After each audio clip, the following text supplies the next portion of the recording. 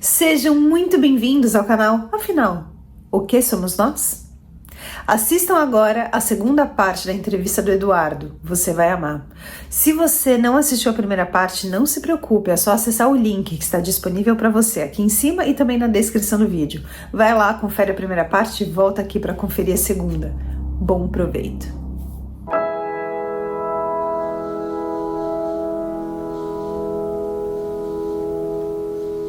Pode continuar lá na leitura. Agora que tem as mensagens, né? Quando acordei no hospital, estava com muita dor. Minha esposa disse que eu estava irreconhecível, rabugento, não queria ver ninguém. Eu não lembro disso. Aos poucos, não sei quanto tempo depois, ela deve saber, acho que umas 2 semanas depois, foi me contando tudo o que aconteceu. E fiquei... Posso falar isso? Fala. Fiquei puto, me sentia culpado, pensei comigo, puta que pariu, estava empinando e caí, ou correndo, não lembrava de nada, mas sabia que estava de moto. Já escrevi sobre isso para contextualizar, não lembro do acidente em si, mas lembro como eu estava no dia, 1000 coisas na cabeça, totalmente longe de estar presente no que estava fazendo. Aos poucos, Bárbara foi me salvando, pois ela sim me enxerga como eu sou.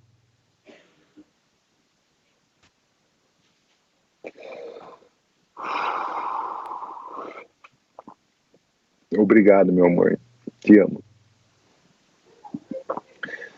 E aí começou uma jornada de vida totalmente diferente. E ao contrário do que todos pensavam, que eu ia acordar e pensar na empresa, que eu vivia a empresa, né? A minha vida era trabalho. Toda essa emoção que vocês estão vendo aqui, todo esse amor, eu achava que eu tinha que pôr no trabalho e foi isso que eu fiz e por isso que deu certo, né? E não é por aí. E aí começou uma jornada de vida totalmente diferente. Ao contrário do que todos pensavam, que eu ia acordar e pensar na empresa, acordei e só queria saber da minha saúde, da minha família, não tá aqui, mas isso era tudo, a minha força vinha deles também. Sabia que se eu estava tendo essa chance, tinha um porquê. Claro, esse entendimento não veio facilmente assim. Eu era super ativo, acordava às 5 horas da manhã, trabalhava, vivia minha família, academia, e de um dia para o outro eu estava em uma cama sem saber se eu ia andar de novo, onde eu não conseguia nem limpar a bunda. Isso foi humilhante. Tipo, eu fiquei muito grato por isso. Eu tinha um sentimento de gratidão muito grande o tempo todo, assim, pelas pessoas que tudo que faziam por mim, mas você pegar um cara de 31 anos, super ativo, que de um dia para o outro não consegue nem se limpar sozinho, é humilhante, é uma situação humilhante, você se sente impotente, sabe? A pelvis foi shattered, what means estilhaçada, placas no pulmão, 28 parafusos, parte do fêmur também quebrou, e depois de muito choro e negações, consegui tomar água pela primeira vez. Meu Deus do céu, água é muito bom. Aquilo era a coisa mais deliciosa do mundo. E os dias foram rolando. Me disseram nos primeiros dias que se tudo corresse bem, de 3 a 6 meses eu poderia ir para outro hospital com fisioterapia. Esse primeiro hospital é um dos mais tops de Massachusetts. Mas eu estava louco para ir embora. Mas ainda sentia muita dor. Porém, em determinado momento, não lembro bem certo, comecei a ouvir os pontos da Umbanda e músicas indígenas e as minhas músicas de meditação. Eu já escuto há muito tempo esse tipo de música, né? O que é ponto da Umbanda? É música de Umbanda. É música de Umbanda. As mesmas músicas que eu escutava no terreiro. As músicas que eu conheci em uma cerimônia de ayahuasca que tinha ido há alguns anos atrás. Eu acho que era 2 anos antes do acidente. E me apeguei muito à espiritualidade. Me sentia grato por tudo.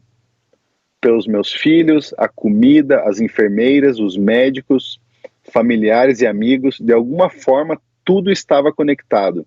E comecei a me sentir um anjo caído na terra. Obviamente, tive muitas lições de humildade pelo caminho, mas me sentia diferente. Você falou um anjo caído na terra. No texto que eu tenho aqui, você escreveu, e comecei a me sentir uma energia forte.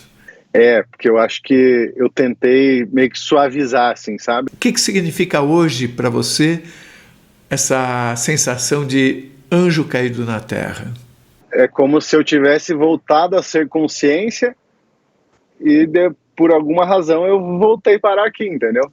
É como se na sua essência você fosse algo a mais e ao voltar você deixa esse algo a mais de lado? Não. É como se esse lugar espiritual, vamos chamar de céu para as pessoas entenderem, esse céu que a gente vai quando morrer. Eu fui para esse céu. Não que seja nesses lugares das viagens astrais, que isso aqui era o que eu precisava. Eu fui para esse céu. Essa é a vida real. E aqui é como se a gente estivesse numa holografia, num sonho que, enfim. Entendi. Faz sentido? Faz. Tá. Eu escrevi ali, olha o transmigrado aí, gente. Como assim? Isso não está aqui. Transmigrado seria um acordo entre duas almas, onde se troca o corpo. Eu lembro tudo, sou eu e tal, mas eu me sinto diferente de alguma forma. E talvez essa forma diferente é eu estar aqui hoje, conseguindo conversar tudo isso com você, escrever tudo isso que eu escrevi, tudo isso que eu vivi, enfim. É como se você fosse uma outra pessoa e não a de antes do acidente? Tipo isso. E aí faz uma correlação com ter rolado um despertar consciencial nesse acidente, entende? Fica meio... Não tem uma certeza de resposta disso, entende? Ou seja, você está dizendo que tanto pode ser que simplesmente você tenha acordado para novos conhecimentos através da sua experiência, como você também coloca a possibilidade de ter havido uma troca de consciência dentro do seu corpo? Isso, perfeito. É exatamente isso que você falou. Mas por que você fica na dúvida se é uma coisa ou outra? Não sei, a gente quer muita resposta, né? Não tem como. Para mim, me parece mais fácil pensar que você teve um aprendizado. Quando eu entro numa faculdade, por exemplo, eu saio de lá outra pessoa no sentido figurado, mas eu sei que sou a mesma pessoa. Por que surgiu na sua cabeça essa possibilidade? Porque, obviamente, isso me faz pensar no que algumas pessoas defendem, que existe o entrante ou walk-in, que é exatamente essa... Seria isso aqui, o transmigrado é o entrante, é a mesma coisa. Olha que interessante. Você falou que no teu texto aí tá diferente, né, que eu fiz algumas correções. Quando eu escrevi isso, talvez tivesse mais incerto essa resposta. E agora que eu tô te contando e falando, tá bem mais relacionado à experiência do tipo, igual você deu o exemplo da faculdade, né? Entro e sai outra pessoa, foi a minha experiência, sair outra pessoa, entende? Acredito que não tem mais essa dúvida. Ou seja, você não se sente um transmigrado e sim uma pessoa que teve um conhecimento. Sim. Vamos seguir então. Tá bom. Isso é igual eu, às vezes. E depois de um mês, conseguiram uma vaga para mim no outro hospital. E lá fui eu, em um dos maiores desesperos da minha vida. Ter que andar 30 minutos de ambulância. Eu sentia muita dor. Muito tenso, fomos para o outro hospital. Bem mais simples. Chegamos lá e me levaram para um quarto grande. Minha família estava ali comigo, e ali começava outra jornada. Nesse, fiquei 2 meses. O andar que eu estava era com pessoas com a doença de Huntington. Algo assim, e problemas mentais. Falei, pronto, fiquei doido. Mas não, era a única vaga que tinha mesmo. Só que, por um tempo, eu pensei nisso. Falei assim, cara, estão só me enganando que me trouxeram aqui para porque não tinha outra vaga. Eu fiquei doido, e agora? Mas essa sensação de ter ficado doido era por causa dos remédios ou porque você contava já sobre essa experiência que você tinha tido e as pessoas não acreditavam? Perfeito. Não. Quem que me falou? Alguém me falou. Não lembro quem foi a pessoa. Do tipo assim, ei, não fale tudo que você está vendo, cuidado com o que você está falando, porque não é todo mundo que compreende. O que eu tô falando aqui, que agora o mundo vai saber, agora já era. Mas agora eu estando bem falando tudo isso é outra história, né? E também você não é o único a falar sobre isso. E as verdades, para mim, estão surgindo, estão vindo à tona. Que massa. Nossa, fico bem feliz. Muito legal. Foi essa a história do ficar doido, foi isso aí. Porque me veio uma sensibilidade assim muito grande, muitas coisas aconteceram e eu queria contar tudo aquilo que estava vendo, que estava acontecendo, essas coisas espirituais, e alguém me falou, para aí, porque dentro do hospital, no local que eu estava, eles poderiam enxergar de outra forma, entendeu? Falei, pronto, fiquei doido. Mas não, era a única vaga que tinha mesmo. Meu plano era o de imigrante, o mais simples de todos. Mas essa questão me perseguiu por um tempo. Comecei a ficar mais calado, pois eu queria contar para todo mundo o que eu estou contando aqui. Mas não era a hora, pois estava sob medicação forte. Propofol, morfina, oxicodone e um monte de remédio forte. Tinha uma injeção para afinar o sangue que eles me davam na barriga todo dia, que doía muito. Percebi depois que esse amor da minha esposa e meus filhos mudava tudo. Muitas pessoas que estavam lá, a família nem ia ver mais. Tinha gente que estava lá mais de 2 anos, 3. E nisso eu fui percebendo inúmeras situações e tendo insights acontecendo à minha volta. Estava diferente, estava desperto, podia enxergar a vida ao redor, estava presente, sentia as pessoas. Na primeira oportunidade de ir para fora, ainda na cadeira de roda, falei para a Bárbara, preciso ir lá. Tinha umas árvores no fundo do hospital. O lugar é gigante, tenho fotos desse local, mas era tipo o fundo do estacionamento, ninguém ia lá e daquele fundo para trás era a floresta, assim. Quando cheguei perto, era uma parte a uns 300 metros do hospital, no fundo do estacionamento. Tinha paz lá, uma natureza intocada, árvores grandes, era verão, então estava tudo verdinho e florido. Quando cheguei lá pela primeira vez, chorei muito. Me perguntava, por que daquela situação comigo? Mas ao mesmo tempo sentia a conexão com a natureza, que eu já tinha antes, muito mais amplificada. Sabia que a natureza me ajudaria na cura, e assim o fez. E eu senti a força da terra ajudando a me curar. Junto com os médicos, a alimentação, os espíritos, que eu vi muitos nesse quarto do hospital. Inclusive conheci o índio de 3 metros de altura que guarda minhas costas, que eu carinhosamente sinto como meu anjo da guarda. Outra que apareceu na mata aos fundos, que também é minha guardiã, uma pantera negra gigante, que eu vi em algumas oportunidades. E esse é um pequeno prefácio dessa parte da história que está só no começo. Existe alguma ligação entre o índio e a pantera? É a força da floresta, né? Eles são protetores, são meus protetores. São meus protetores. Como eu falei ali, o índio eu sinto como o meu anjo da guarda, sabe? E a pantera também é um guardião. Muito obrigado por você ter lido e dado os adendos também a essa sua história que é muito emocionante. Eu pergunto, o que você quer nos contar a mais sobre o porquê de você ter voltado para o Brasil?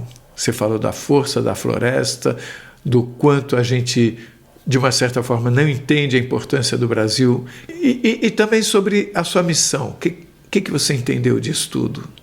Quando eu tomei consciência, assim, vou dar uma parte da história que acabou ocorrendo de outra forma.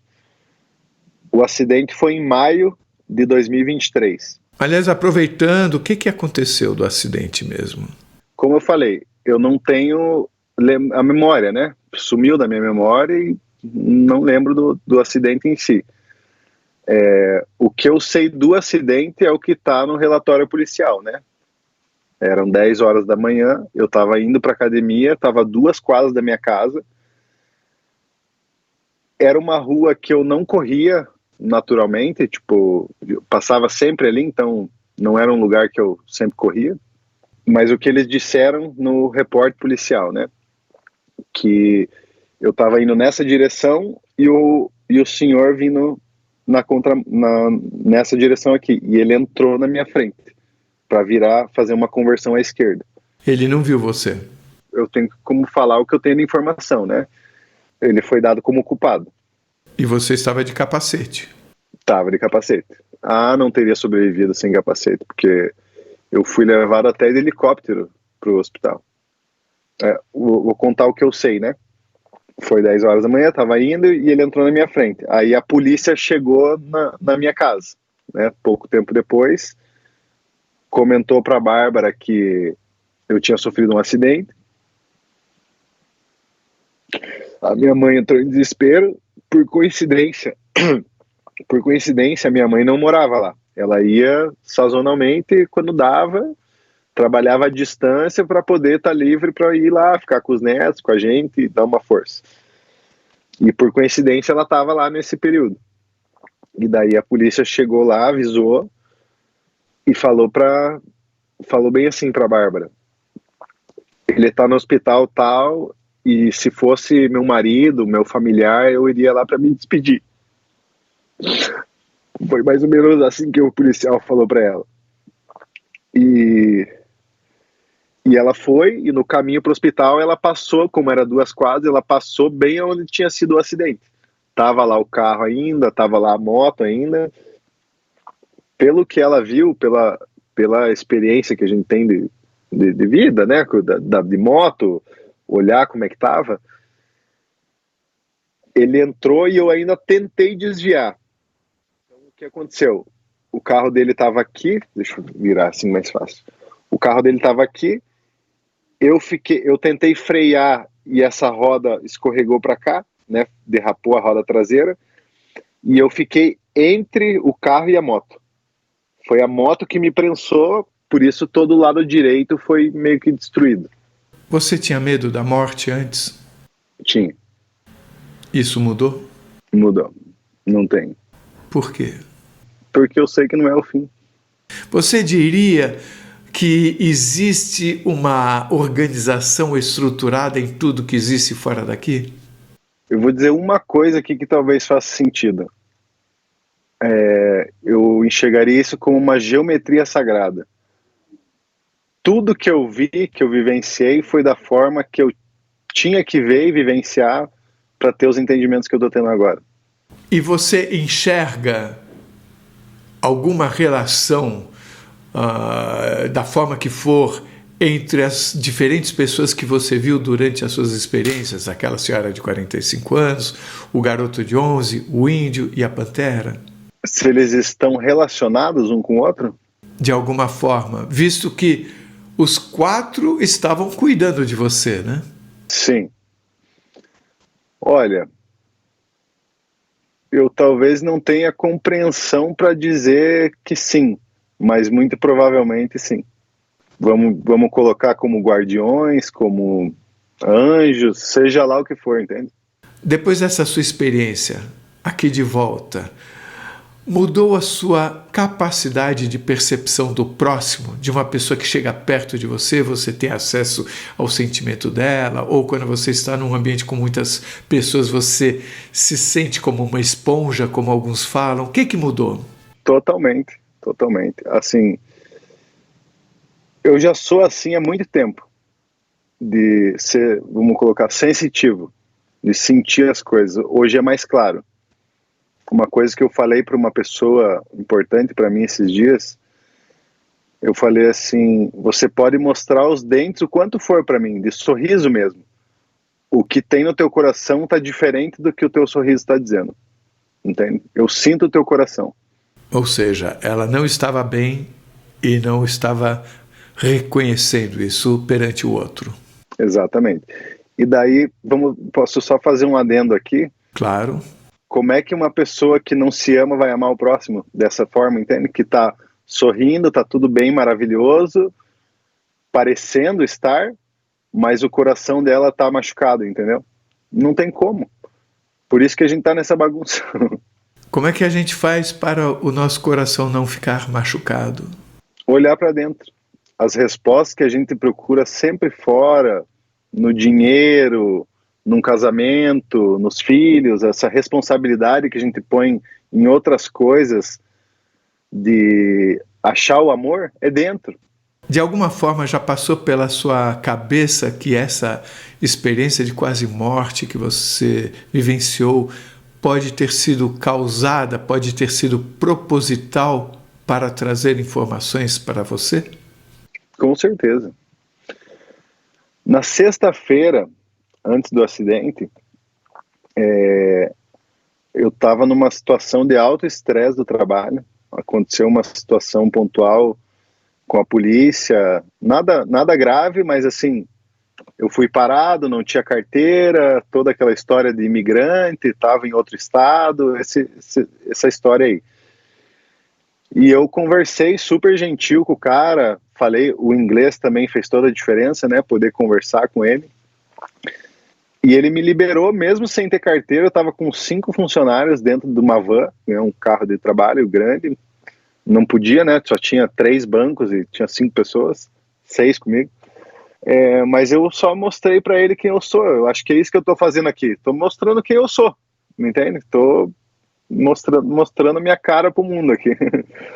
Essa situação com ele me gerou tanto medo por conta da minha família, essa questão de ser imigrante legal e tudo mais, que quando eu cheguei no outro trabalho, ele me liberou. Ninguém nem sabe como que o cara liberou, porque tinha mais gente do que o permitido, não tinha habilitação, e os Estados Unidos é tudo certinho. Foi um milagre, então, só que, olha só, isso foi na sexta-feira antes do acidente. Beleza, ele me liberou, rolou tudo isso, tal, e eu, super forte e tal, não sei o que, fui pro outro trabalho. Quando eu cheguei no outro trabalho, eu entrei no banheiro, que era fora da casa, esses banheiros químicos assim, e liguei pra Bárbara, minha esposa, e falei assim, eu comecei a chorar, desesperado, e falei pra ela assim, eu criei um negócio que eu não consigo sair, que depende totalmente de mim, 100% de mim, toda a minha energia ia no trabalho. Isso faz uma relação com o texto que eu acabei de ler, que é o que a gente faz. Eu fiz isso, eu tô tentando dizer isso para as pessoas. Pô, o trabalho não é tudo, o dinheiro não é tudo. Você ainda tem algum tipo de contato com alguns desses seres ou energias que você encontrou durante a experiência? Você diria que essa porta com essa outra dimensão ficou entreaberta? O tempo todo. O índio e a pantera estão sempre comigo. Você enxerga durante a noite, dormindo, ou mesmo durante o dia? Acordado, e assim, eles são meus protetores. Eu falo, as pessoas que são mais próximas de mim, que me conhecem, sabem o caminho que eu estou trilhando, nada, vamos colocar assim, mal e bem, nada do mal chega perto de mim. Pode até tentar, mas eles não deixam e eu não deixo, entende? Eu tenho uma proteção que é do índio, da pantera, da floresta, seja lá de onde for, que por alguma razão eu tô aqui falando tudo isso hoje e eu sou protegido por isso, sabe? E você escuta orientações? Eu tenho muita intuição, do tipo, não faça isso, não vá lá, não é a hora, entende? É como se surgisse dentro da sua cabeça esse conhecimento? E essas coisas, assim, esse não faça, não vai ou não vai, isso gera uma série de sincronicidades que vai tudo se encaixando. Eu falo, pô, tá vendo? por isso que você não foi, tá vendo? Por isso que você foi. E as coisas vão se encaixando como se tivesse realmente uma geometria sagrada nas coisas. Você, de alguma forma, relaciona tudo isso que você tem vivenciado com o momento desafiador do planeta? Muito provável, porque se a gente não tentar melhorar isso aqui, para que a gente está aqui? Não faz sentido. Não faz sentido. Para que a gente não está aqui para ganhar dinheiro e ter um trabalho e viver no automático, entende? Não faz sentido. Para que está aqui então? E outra, esse mundo aqui é maravilhoso. A gente já tem condições de tecnologia e recurso para todo mundo viver bem. Não precisa ser dessa forma. Eu entendo que tem muita gente no poder e tudo mais, essa galera toda que, enfim, mas poxa vida, por que não viver melhor do que dá aqui, sabe? Você viveu a sua EQM em alguns lugares diferentes. Você comentou que um parecia meio umbralino, você usou essa palavra. Você falou de uma praia maravilhosa, de um futuro instigante, digamos assim, né, com pessoas vivendo com parte mecânica. Você enxerga alguma relação entre essas situações? Uma relação entre eles? Não uma relação, mas eu enxergo um caminho. Um caminho que me levou até uma floresta, toda essa cura, mas não uma relação assim... A floresta foi a última coisa, praticamente, né? Foi, exato. É como se houvesse um caminho por todas essas coisas para chegar na floresta, mesmo que a gente não consiga hoje entender a razão do caminho ter sido este. Exatamente. Era a forma como tinha que aparecer para mim, para eu estar contando aqui para vocês, e que fica muito claro sobre tudo isso que eu falei, de amor, de amar a si mesmo, da gente olhar a natureza. A natureza é perfeita, as coisas são perfeitas na natureza. O que você gostaria de deixar como mensagem para todos nós?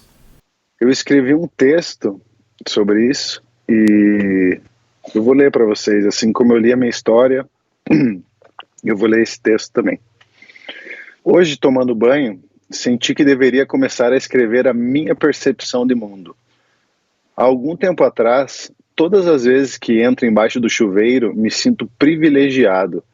É uma bênção ter aquela água em abundância, ainda por cima quentinha. Isso me traz o mesmo pensamento em relação à comida, uma casa que não chove dentro, uma cama também quente e uma família saudável. Com o passar do tempo, tendo crescimentos profissionais, a gente esquece de tudo isso, a gente olha muito para o dinheiro, que é a moeda de troca desse mundo aqui agora. Parece que nunca é suficiente, e esse chegar lá, esse ter sucesso, esconde perigos imensuráveis, pois quando você está muito preocupado em ter, você esquece de ser.